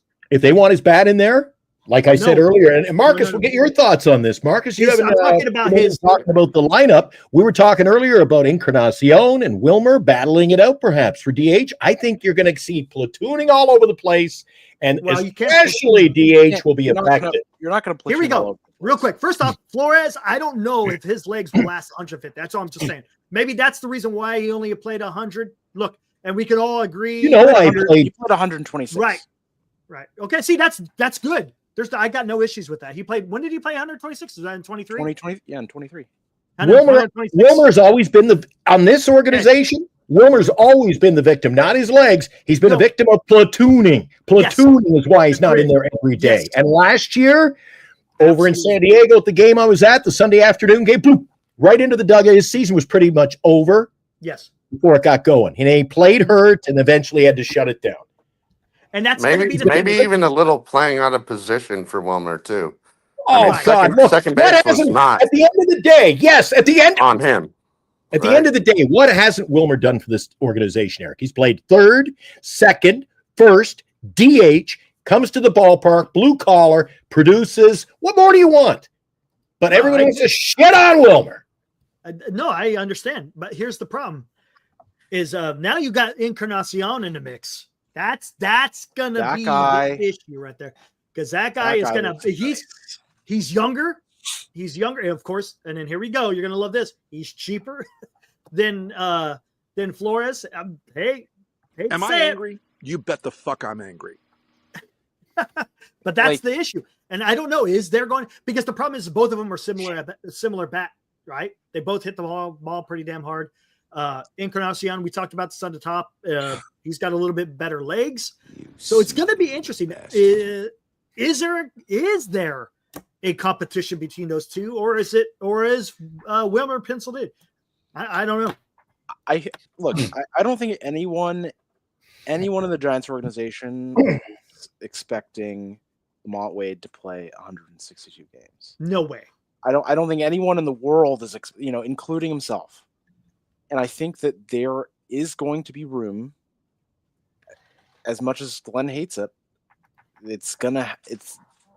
you're gonna have to play them both. Mm-hmm. Oh, that's exactly what's going to happen. And one of the reasons why they will continue to platoon is because they have a left-handed bat and a right-handed bat. And they Giants seem to think you mix them all together and sprinkle in some fairy dust, and you're going to have this great first base situation, and you're not. And that's why Wisely is going to get the play. That's why he's going to get the bigger look than Casey Schmidt. Even if Casey Schmidt's better, I think Wisely gets the stronger look because he's going to be able to bat from that left side. There's 6 Wisely's players. like a teacher with seniority over Schmidt. Yeah. Sorry. I don't mean to cut you off, Marcus. No, it's fine. It happens a lot. No, go ahead. There's Go 6 ahead. players. I'll leave it to you. There's 6 players on a roster that are going to be there pretty consistently. Mm-hmm. The DH, the right field, and the first base are kind of the spots where we have some question marks on who's going to start. Right. Correct. And it makes sense if we're not going to have a dedicated DH for the first base and the DH to kind of flop around a bit. Now, would I love to lock down right field and keep Yaz as a defensive replacement? Yeah. But I think we're a little off that. I got something to say about that, Marcus, and you tell me. Encarnacion played pretty good in right field. You got to admit. I'm gonna get a little weird here. Play left field, right field. He was all over the place. They're going to shuffle him around because his bat's powerful, and slotting him into the roster is going to be an important part of squeezing the water from the stone. Getting as much as you can. I got 2 things here. Biblical on us. All right. How do you think they will try to do the roster? We're halfway through spring. Do you think they carry an extra bullpen arm, or do you think they go with the 5-man bench? This is where it's interesting. Can you believe we're a few weeks out from heading back to the Bay Area and getting ready for the start of the season? The Giants will be, of course, going to Cincinnati for the opener there, opening day. But as usual, here it is, a few weeks out. We're not even talking about. All right, let's examine the lineup. Who knows, Eric? You don't know. No. This is not the lineup. This is just roster spots. Do you want to have that? Do you want to have a 5-man bench, or do you want to have an 8-man bullpen? I think the bullpen's going to be expanded. I think you think it's going to be a 4-man bench and an 8-man bullpen, especially because of how awesome Landen Roupp has been looking. Right. And now here's the question. God, this leads me to another question before. Okay, now I got 3 questions. Concerned about Eric Miller having numbness in his fingers. It's not good. He may not be. He's our only lefty, and he hasn't even thrown one pitch. And I don't even know if there's even a timeline. Are you concerned? Am I concerned? Yeah, I mean, I'm always concerned. They traded Taylor Rogers for nothing. Well, okay, Taylor. Here's the thing about Taylor Rogers and his left-handedness. It's not. Wasn't high leverage. He was not a high leverage pitcher. Got it. So it didn't. His handedness doesn't matter. His handedness is basically completely irrelevant because you can't put him in those high leverage situations against lefties. But still, now both of your lefties aren't going to be high leverage guys. You got to have one that's at least, hey, he comes in sometime. I think the theory is sort of that. I think the theory that's happening is that, well, you only need one high leverage, if you only need one higher leverage lefty, your middle relief, your long and middle relief guys, they can throw right or left. Okay. So as long as you have that high leverage left-hander, the rest kind of doesn't matter. And I think that your closer, there's very few left-handed closers in the history of baseball, Correct. right? Right. And that's just natural, but according to how humans are born, there's more right-handers than left-handers, and right. But I mean, I think it's fine. I think it's fine to have the strategy of keeping one high leverage lefty in your bullpen. Now, am I concerned that he has finger numbness? Of course. I mean, concerning. That's what Tristan Beck had last year. Remember, he had that numbness in his fingers. Yeah, he's an important part of our strategy. Yes. So when anyone who's important to our strategy is, down for the count, that's obviously not a good sign. Right. And now here's my last question. Gonna get a little weird here. Now, first off, I'm gonna tell you right now, it ain't gonna happen. And you'll know what I mean by when I say it ain't gonna happen. All right. Bryce Eldridge, we talked a little bit about this. Sounds like he's having some difficulty at first base. Right. As a matter of fact, let me back up a little bit. I was on with Marty Lurie last week. Last week, something like that. Last week. And Glenn Kuiper was on there. And I was talking to him about that. And he was saying one thing about Bryce Eldridge is and I talked about this on the show yesterday. He never played basketball. He never played soccer, never played football. So he doesn't have footwork. He doesn't have his feet about him. He doesn't have a foundation with his footwork. He was a pitcher and a hitter for the most part, right? When he was in high school. So again, he's kind of already behind the curve, so to speak, in being able to, because when you're playing first base, you're playing any infield, right? You got to have the footwork. So he's already at a disadvantage there. If he doesn't make it at first base, they got to make that. They got to make that decision, right? He's the only other position he could play. Well, there's only two other positions he could play: outfield or DH. And I don't know. Do you want a young guy as a DH, or do you want him in the outfield? Do you put him in left field? Put Ramos in right? Oh, I mean, God. yeah, it's a little bit weird. But the reason why I say that is, well, there's a certain first baseman. I'm not going to even, you know what I'm talking about. There's a certain first baseman. Giants are going to have a lot more money next year. I get it. This is facts. There's no wishing. I don't think it's going to happen, but the facts are the Giants are going to have more money next year than they had last year. Do you move Eldridge to the outfield and then you try to get your first baseman next year? What do you think? Let me jump in on this because I was talking about it earlier and about both players actually quite a bit lately. With our guy with the initial V, I think losing out on Burns loses out on him because I think he wants to go to a winner. But then I see he wants that $600-700 million contract, and the Giants made in 22 and 23 about $200 million a year off of us. Last year they claimed broken even, but they did trade some contracts that they were talking about having lost money off of. I'm not going to question them. So say they made $400 million off us over the last 3 years, and they're not spending this year, 14th in the league, 5th largest market. The possibility he'd come here for the highest dollar, Eric, what you're saying is definite. It's definite. Yeah. Right? Because at the end of the day, that appears to be the motive. Toronto offered him a joke of a contract. Yeah, as soon as that happened, you kind of saw the writing on the wall, right? Exactly. But with Bryce, it's okay if he doesn't know how to play DH or first base yet. And I've seen him get some reps on video, for what that's worth at one spring training practice, getting balls in the dirt. And it didn't look too like you were saying, fundamentally sound. Like a basketball player knows the triple threat position. He doesn't have that about him, and he's not like swiping the ball up off the ground. He's like just getting it handed to him, so to speak.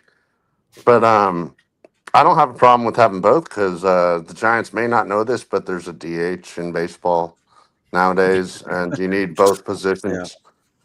And they are the fifth largest market, so yeah, no worries, no The one hurries. thing I stepped away, but the one thing I will say that's of any advantage if you want to go down that road, Vladdy, signing Vladdy. I don't like the concept of bringing him in. Kind of sells Eldridge short. But the one blessing, isn't it? The one's a left-handed bat, one's a right-handed bat. Absolutely, and Vladdy was a Golden Glover. I like that. Yeah, I think Vlad's going to have a hell of a year this year. I think so too. Sorry, up for Golden Glove. He's going into his, the contract that will define his. What happens? Mm-hmm. So, hey Marcus, are you in our fantasy league? I am. Yeah, I've been complaining actually. Apparently I haven't started on him yet, but apparently the commissioner sent out another. I've got more messages from the commissioner. We haven't even broke camp yet. He changed the rules again today. I told Eric that we need to talk about how the point system works for the pitchers. I just thought the 3 points for a save wasn't enough. When you're losing, you blow a save, you get -3. Not just you don't get any points, you lose 3. I don't know. I you know what? At the end of the day, it's more of a crapshoot. I think it's going to take a lot of your skill of picking a team out of this equation. You just draft your team, and I can't keep track. How many stats are there? Literally, there's about 28 stats we got to keep track of. Yeah, I think one of the big problems with how the fantasy league works is that there's a lot of stats that sort of don't matter, or like double counting, or it's weird. There's a lot of weirdness right now with the points. Like quality starts. I didn't think that was necessary. I agree. I don't think quality starts is necessary. Does anybody throw those anymore? Also, I think wins and losses are really well, some of them we don't have to worry about. How many complete games and complete game shutouts are we going to see? Yeah, it's cool. It's cool. It's cool to have the little bonuses, but yeah, those also don't really matter. I think the big things that matter to me are innings pitched, and then hits, walks, runs. The whole I think holds, saves, blowouts. I'm sorry, blown saves. Those do matter. But ultimately, it's like, give me the innings pitched, give me the hits, give me the earned runs. Like, those are the things that tell me how valuable the pitcher was and how it's reflected in fantasy. So, Glenn, Marcus, can I interject? Go. I was just going to ask Marcus, where are you drafting in the order? I don't remember actually. I thought you were down a bit. I'm 5th.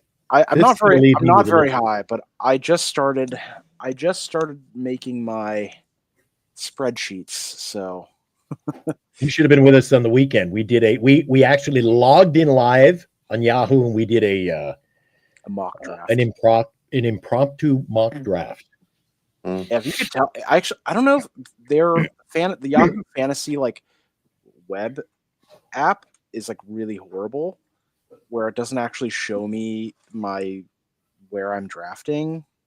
I don't think. So Eric will be able to tell you in a minute. I can check. Mike, you had a comment? You had a thought? Yeah.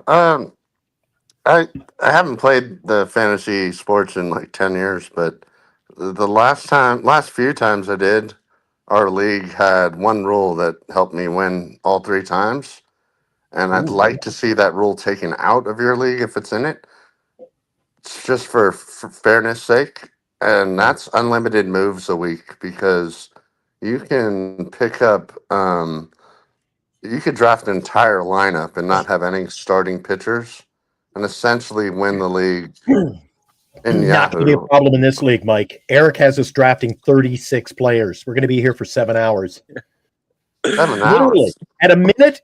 And Eric keeps saying to me that, guys are going to do their picks in 15 seconds or 30 seconds. But if everybody takes a minute, we're here for Now 7 that nullifies it. hours. Well, there's also That definitely nullifies it. a maximum number of innings pitched allowed. And a maximum. Yeah, number last of year moves. was a shit show. There's also a maximum number of moves that you can make. Eric and I were at the bottom of the basement last year. We were bad. We were terrible. I hold the distinction. I traded away Shohei Ohtani. Had to. Yeah, I don't know. I wasn't. If you had seen the way, see, every league is different. The one we were in last year was one of those. I don't even know how you call it. So let's say home runs. At the end of the year, whoever has the most home runs gets 12 points. And if your last home run, you get 1 point. That's really horrible. So what happened was by July, I was so far up in 2 categories, nobody could catch me. But the rest, I had saves, 1 point. Yeah. Strikeouts, 1 point. So I ended stolen bases. I had none. 1 point. You had to have balance. So I had to trade away. I traded away Shohei, not to make excuses, but I traded away Shohei. The steals In like a 4-player deal. I got one of the guys I got L.A. De La Cruz. And instantly, boom. 1, 2, 3, 4, 5. I started picking up points, but we were so far out. And Eric was in the same boat. He and I were in the basement. And props to Dan, who's in the chat. Dan was in our league. In fact, I guess you could call it his league. And he went from last place to he won the league. He traded his way to first place. He made how many?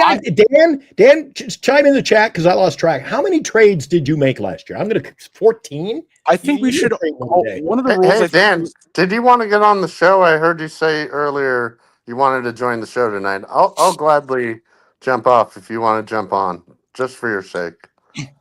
Oh, you can hang out here. No worries. I think one of the things that I would like to see as well is having a trade vetoing. If there's too much collusion, it also makes it really weird, right? Really imbalanced trades that just get to go through. Well, I think Eric gets to. I don't think that'd be a problem. Okay. Eric and I will decide on if we're not involved in obviously the trades. But you can voice your disconcern and your concern about it, your discontent. But it's all about having fun, though. Makes getting through a season. Everybody talked about it. Something you could tell the real fans. Some of them by August were like, "I'm not even want to play anymore." Well, I looked forward every day to looking who was playing, getting my roster in. Let the chips fall where they may. But it becomes part of your day.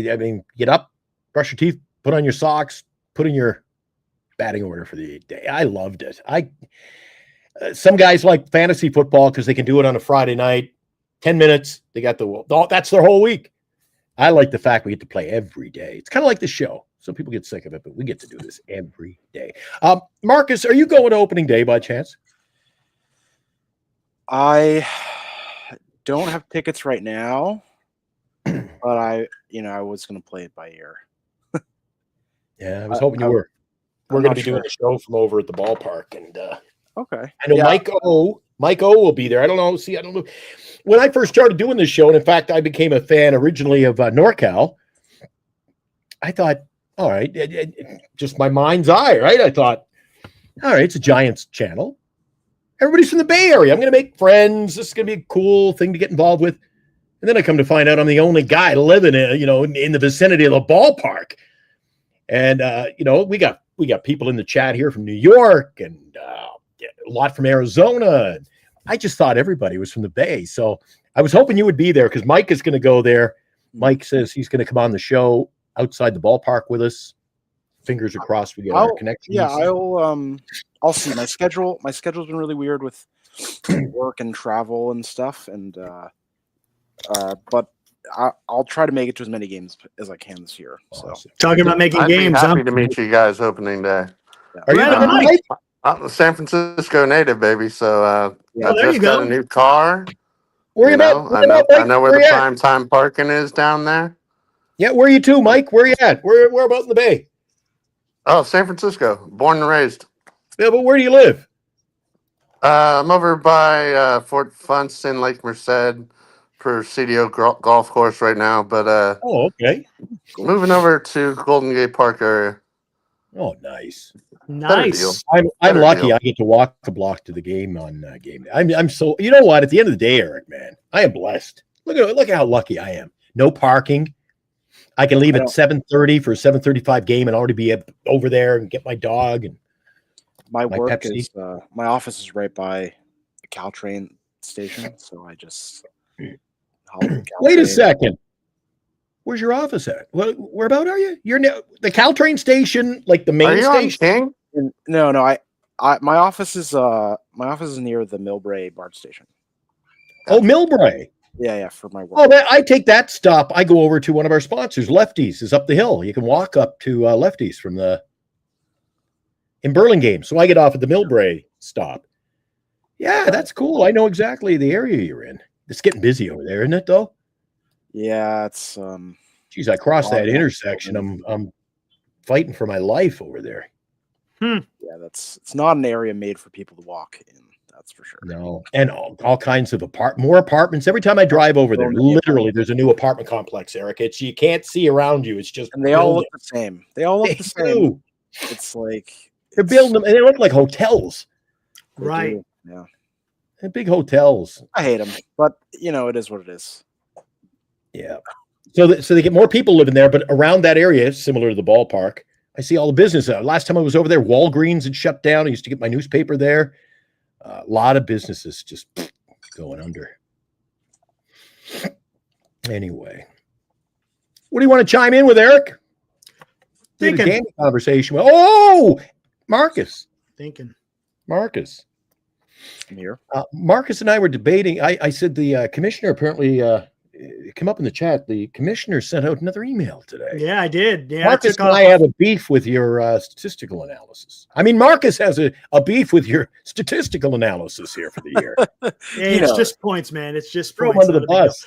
But I got rid of 2 on each. I was like, you know what? Let's go down to 13 instead of 15. I don't want to get too weird where we're talking about getting points for hits and outs. So I was like, let's make it a little bit simpler as far as pitching. And then I also got rid of walks and hit by pitches and grand slams. So I got rid of those 2. So make it a little bit easier. Did you get rid of those again? Because I'm looking. Yeah, I got rid of them. I just looked and I saw hit by pitches, but It should be gone. For hitting, pretty sure that one's gone. Hold on. oh, for hitting. Yeah. I The thought hit you by meant pitches for for pitching. pitching. No, for pitching, no, it's still in there. If a pitcher is hitting a batter, come on, you're gonna have to lose something there. But I think I might tweak some of the numbers. Yeah, Anthony, last time I was over there, CVS is next door and the dry cleaners, and you get the coffee shop. But across the street, there was a Walgreens. It's gone. And the sandwich shop, it's gone. Everything's just falling apart over there. I've been to Little Luca's many, many times over the course of my life. Anthony, it's a nice spot. I can't eat it too much though. It's sandwiches are huge. Whereabouts is that one? Near work? I'm not familiar with Little that. Luca's. How far is it from my office? I usually just ordered for delivery. Nice. But it's on El Camino. El Camino. Well, Well, El Camino's a lot. Yeah, now that narrows it down for me. There's Camino Drive. there's 2 of them now. Actually, there's one in Burlingame, and then the one that I normally go to growing up was in South San Francisco. Mm-hmm. I like going over to Daly City a lot. I like. Hey, it's right up your alley. I like going. My favorite place to eat is the Outback Steakhouse. Outback Steakhouse, right by go for the free bread after a trip to Target. Outback Steakhouse. That's right by Koi Palace and Total Wine. Yep. It's the only place I have ever And I don't know, are they just dying across the country? But Eric, every time I go to Daly City, all I think of is Seinfeld because they have a Sizzlers. They do. Oh yeah, dude, the Sizzlers is still popular actually. I've never been to Sizzlers, and it's the only one I have ever seen in all my travels around hockey. Like I've been in almost every American city, every Canadian city. It's the only I went, holy shit! They mentioned Sizzlers in an episode of Seinfeld. She goes, "You never heard of Sizzlers?" I'm like, "It's the first one I've ever seen." And they've got the Mexican place there too. You can do takeout next to Sizzlers, right next to the building. The same parking lot. They have a Mexican. I don't remember that one. It's really good. I like that area. I really like that area. I live in the Mission, Nice drive so up there. I get my Mexican food from the Mission. It's sort of like here in Winnipeg. I have everything I want. You name a business, like whether it's electronic. I've got a Best Buy that's on the same block next to me. I've got the liquor store. I got the grocery store. I got the movie theater. I got a shopping mall with 250 stores. I got everything within. And my daughter goes to school about 4 blocks from here. You don't have to leave if you don't want to. Really, you want to do takeout. You want to get her to go over to the grocery store. Same with the Bay Area, where I live. I live next to the Caltrain station. But the main stop, the San Francisco stop. Mm-hmm. So I'm only a block from the ballpark. I see people. You ever go to Original Joe's? Anyone ever go to Original Joe's? Yeah. I've been to Original Joe's many times. I won the contest last year. Never even went. What was the contest? Never even went. Where you had to guess the score for Marty Lurie. Oh, and you guess the score. You won. You won. Yeah, I won. I got a free dinner for 2 for Original Joe's, and never went. Did it expire? Did it expire? I have no idea. Honestly, I have no idea. I have no idea. You should go. I heard it's pretty damn good. Have a nice dinner. I mean, it's a classic. It's a classic like Italian joint, right? Not it's like Italian American joint where they serve you huge portions of food and you get the free bread and they have all sorts of pastas and meat. It's a good time. It reminds you of a time gone by. Nice. Nice. It's a real. It's comfy. Comfort. Yeah. It's comfort, but it's like an upscale-ish comfort. Oh, is it? Okay, gotcha. Yeah, that's our routine. We always go to Daly City. She knows I like the Outback. It's getting so expensive though. You can't do it all as much as we used to. We used to go all the time. You drop it $120. $120. I'm like, oh Jesus. At that price, I'd rather just get a nice, like a nicer steak. We do In-N-Out burgers. I live down the block from Original Joe's. Right on the John Daly Boulevard there, right off of it.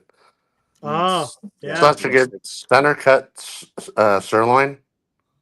Oh, perfection. Look at that. Freaking get me all freaking hungry. Well, there's that is one epic thing about the Bay Area, Marcus, is no matter where you go, within about a 50 mile over towards San Jose, the Bay, over in Oakland, if you ate out every night, you couldn't eat everywhere in your lifetime. There are so many choices. And we mix it up too. The last time we went out to eat, Bernice is just messaging me. You'll know the name of the place. I said, where did we eat out last time? We went to that pasta place. I need a little more info. Anyway, it was beautiful. But there's so much to choose from. Someone brought up, Mark Washington brought up House of Prime Rib. And I brought up House of Prime Rib, one of my earliest appearances on the show. Yeah, I remember you talking about the House of Prime Rib. Yeah, do you remember? We love going there, but now you've got to make an appointment like 3 months in advance. Yep. You can walk in. You can walk in if it's just one or two of you. You can get a seat at the bar, and they'll serve you the full menu. Some nights you go in. Oh, that'll be an hour and 40-minute wait. Like, I can go eat somewhere. Or you know what? I know it sounds it's not upscale. You love Tommy's joint. That's my favorite place to eat in the Bay Area, isn't it? It's like Christmas freaking dinner any day of the year. You go in, the meatballs are the size of a softball. It's like Christmas dinner, Eric. You want turkey and mashed potatoes? I'm like, Jesus, this is great. Have a draft and you're good to go. That place is dirty, but it's good. It's classic. Dad, do you remember taking me to Tommy's joint when I was a kid? Okay, he does. Great place to eat. Like the buffet line. Oh man, happy hour margaritas The good old days. The good old days. It's the only place left in the Bay Area that I can confidently say has the $5 or $6 happy hour margarita. It's a dangerous game. Dangerous game, huh? But Lefty there's a lot of O'Doul's. those places. A lot Lefty of O- places to eat. Lefty O'Doul's is a great place too. Lefty O'Doul's? That's gone. Well, it was. Yeah, I mean, was The one over on Post Street. Is that what you're talking about? Yeah, my you know, Oh, great bar. my neighbor would have been about Oh. your age, Glenn. He gave me a signed bat from Lefty O'Doul when I was a kid. Nice. Such a cool memory. Still have it. I used to go over to Lefty's, and you know what was right next to Lefty's on Post Street there? A Giants store. What? Oh, I didn't know that. They had a gift The shop. dugout? A Giants gift shop. The Giants dugout. The name of the place was the last time we ate out, we went to San Bruno, a place called Jack's. Do you know that place, Marcus? I don't really go to San Bruno very often. No. I went over to the print shop. I had to go to the print shop in San Bruno. There's a lot of really. I had to get Eric his business cards. Gonna have to start passing those out. I still got a shit ton of them. Oh, really? I sell something on eBay. I tuck one in there with it. I give them out everywhere, man. Nice. Yeah. Anyway, I want to get out of here. See what we can. 2 hours, and I got to get over to the radio side of things. I'm working again all night tonight on Oldies 96. Marcus, man, hey, hang out in the green room. We'll talk about these points, right? We'll get it. We'll just hang out. We'll finish it off, and then we'll bring it back in. Mike, I'm not sure how to do that. What's Tanforan? Tanforan, the ball. Yeah, I said Jack's in San Bruno, right across from Tanforan. Yeah, it's the Tanforan Mall. It's is that where the big bookstore is in the front? The Barnes and Noble. Yeah. Eric, I don't know how they stay in business. There was about 40 people in that store the last time we went in there. I think there were 3 of us actually paid for what we took. Fair enough. Unfreaking believable. It's one of the few places I've got in. I'm like, they're stealing from you right now in aisles 3, 7, 9, 11, 14, 21, 26, and 42. And maybe number 1. I'm not sure. When I came in, there was something shady going on. Dude, the shoplifting is crazy in the Bay Area. I bet. It is out of control. Bernice and I got pepper sprayed over at the Safeway after a Giants game last year. Guy was stealing in the Safeway foyer right in front of the Caltrain station. So security, I kind of bumped the guy. Security ran over. They sprayed, and it was, dude, that stuff is thick. It is. Bugs on a bumper. It's oil and cayenne pepper, man. That's what it is. Very peppery smell. Yeah. Yeah, the mace. Ugh. No, senior. Anyway. Yeah, you guys can talk off air. Hey, thanks for coming in, Mike. Yeah, absolutely, Mike. Appreciate it, buddy. My pleasure. Have a nice evening, gents. Go Giants. If I leave, if I click leave the video, am I going to go to the green room, or is that? Yeah, we'll kick you to the green room, and you just hang out there. Cool. Yeah, just kick me whenever you're. All right, right on. Yeah, I like Mike coming in with the hot takes on Wilmer there. I like Mike. There you go. There you go. The old cereal commercial. If I could be Mikey, he really likes him. Remember that? That Michael Jordan? Yeah. How's your cereal? Mikey really likes it. What are we doing for topics this week, dude? It's kind of a free-for-all every night now. It's kind of we talk pitching off the top, but that quickly spiraled into an open forum. Yeah, that's what we do. Don't know. Like that for a while. Honestly, don't know. I just think about it during the day, and then if I come up with something, I throw it out there, man. We still got our 90, what we got in there now, 97 or so. We got 100 people in here. That's what I was hoping for. So it's all good. Appreciate everybody's donation of time to the show. You got a lot of choices out there, things to do, places to go, and we appreciate you coming and spending some time with us nightly, right? Absolutely, guys. Appreciate it. Guys, we'll see you tomorrow night. Thanks for our guest. Marcus is in the green room. Don't forget him. Yeah, I'll be talking to him afterwards. Going to talk about some of the scoring in our fantasy baseball. See what we come up with. So, hey, I'm open to hearing whatever you guys have. So it should be. I wanted to make it good and fun. Well, that makes a quality commissioner. Well, thanks, appreciate it. All right, guys. What's going to be the topic tomorrow? I have no idea. Just stay tuned. You never know. Some news may break, and we'll be in here to talk about it. Otherwise, hey. We'll think of something. Lately, I've been watching the ticker, hoping, hey, maybe Eric and I can do a 3:00 show, or 2:00 show, or 1 p.m. show, but it just isn't happening. No, so geez, it'd be nice to go on to a show in the middle of the afternoon, a little update. Exactly. Pretty bland. It's been a bland off season, in my humble opinion, Eric. I think this has been It started off with a bang, and then it kind of just faded away. Correct me if I'm wrong. Have we only done this off season 2 impromptu shows? Adamas. And we did one. Maybe that's the only one. That's and it. Farhan. That was it. Yeah, and then we did the Saturday show a few weeks ago. So Yeah, that was what I was really thinking. Really, it was only one. We had one thing to go live with out of that. Yeah. Yeah. I know. Jeez, don't look so sour. All right, guys, see you tomorrow night at 8:00. What we'll talk about, we'll, I guess, open the tickle trunk and see what we find. Yeah. All right, guys. Hey, be good out there, and we'll see you guys tomorrow night. Woo!